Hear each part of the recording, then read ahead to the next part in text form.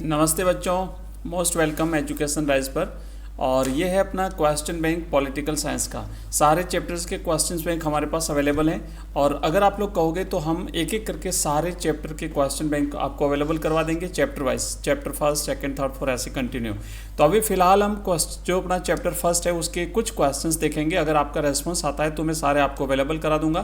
तो आप लोग एक बार इनको देखिए, बताइए ये क्वेश्चंस कैसे हैं और मुझे बताइए कि अगर आप चाहते हैं तो मैं आपको अवेलेबल कराता हूँ।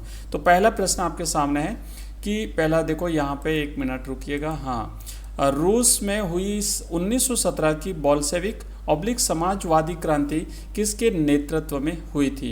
तो पहले तो आपको याद रखना है कि बोल्शेविक क्रांति कब हुई थी? 1917 में हुई थी। इस बोल्शेविक क्रांति को समाजवादी क्रांति भी कहा जाता है और ये किसके नेतृत्व में हुई थी? तो बच्चों राइट आंसर रहेगा इसका चार ऑप्शन। पहले तो ऑप्शन चारों पढ़ने। ऑप्शन एक है व्लादिमीर लेनिन, दूसरा है निकिता क्रुश्चेव, तीसरा है जोसेफ स्टालिन और चौथा है बोरिस येल्त्सिन। तो बच्चों यहाँ पे इसका जो राइट आंसर है वो रहेगा व्लादिमीर लेनिन। लेनिन के नेतृत्व में रूस में ये क्रांति हुई थी, उसके बाद में सोवियत संघ की स्थापना हुई थी। आगे बढ़ते हैं नेक्स्ट। अगला प्रश्न है, हाँ अब बाकी जो इस है ना, जैसे ये जो बोरिस येल्त्सिन है, तो जब रूस आज़ाद होता है, सोवियत संघ का विघटन होता है, तो पहले जो रूस के राष्ट्रपति बनते हैं वो बोरिस येल्त्सिन थे।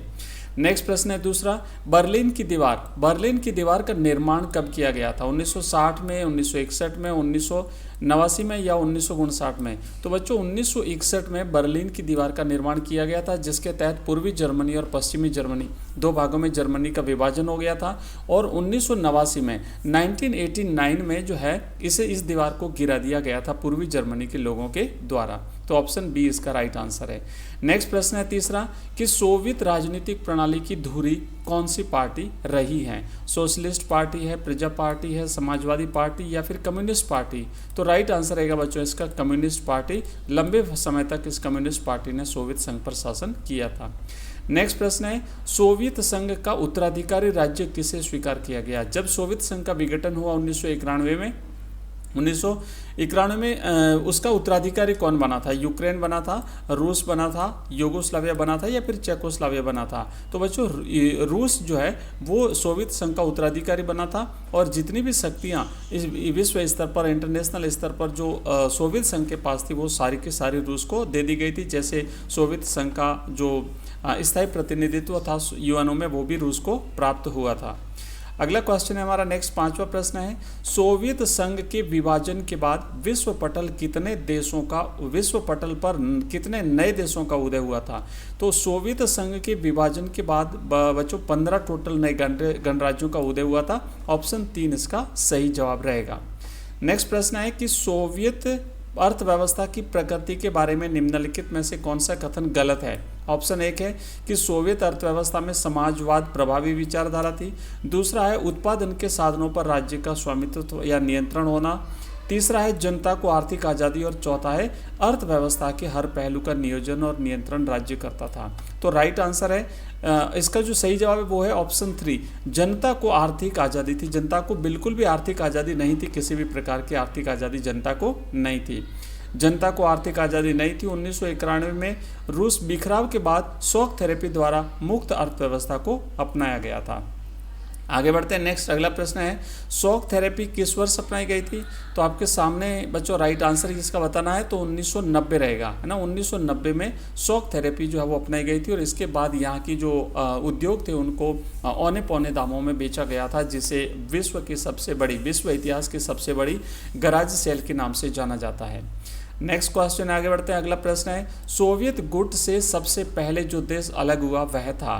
तो टोटल 15 गणराज्यों का निर्माण हुआ था और सबसे पहले जो अलग हुआ था वो अल्बानिया हुआ था। ऑप्शन बी इस प्रश्न का सही जवाब है। नेक्स्ट प्रश्न है कि सोवियत संघ के विभाजन के बाद रूस का प्रथम निर्वाचित राष्ट्रपति कौन बना था?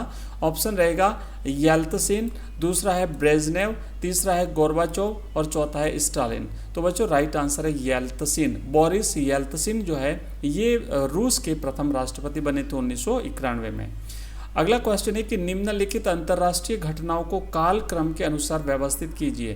पहला ऑप्शन है बर्लिन की दीवार का पतन। अब आपको देखो यहाँ पे सारे ऑप्शन याद होने चाहिए कि ये घटना कब हुई थी। बर्लिन की दीवार का जो पतन हुआ था वो 1989 में हुआ था। रूसी क्रांति बच्चों 1917 में हुई थी, बोल्शेविक क्रांति जिसे समाजवादी क्रांति भी कहते हैं। उसके बाद सोवियत संघ का विघटन जो है, तो सोवियत संघ का विघटन 1990 में हुआ था। तो इस तरीके से देखो सबसे पहले तो आएगा बी। एक ऑप्शन और है इसका, एक ऑप्शन और है, देखते हैं। अफगानिस्तान में सोवियत हस्तक्षेप, तो ये 1979 में हुआ था, तो आएगा बी। उसके बाद देखो पहले सबसे पहले तो रूसी क्रांति हुई थी, रूसी क्रांति 1917 में हुई थी, तो ऑप्शन ए ये आएगा बी। उसके बाद फिर 79 आएगा, 1979 अफगानिस्तान में सोवियत संघ का हस्तक्षेप। उसके बाद फिर आएगा बच्चों 1989 और फिर आएगा 1990। तो इस तरीके से रहेगा BDAC, तो BDAC आप थोड़ा सा इसे याद कर लीजिए अगर करना चाहें तो। अफगान संकट जो है वो दिसंबर 1979, बर्लिन की दीवार का गिरना 1989, सोवियत संघ का विघटन 1991 और बोल्शेविक क्रांति हुई थी 1917 में। तो बच्चों देखो नेक्स्ट अगला प्रश्न देखो नेक्स्ट यहाँ पे है कि निम्नलिखित में से कौन सा सोवियत संघ के विघटन का परिणाम नहीं है। जब विघटन हुआ तो उसके परिणाम क्या क्या हुए थे।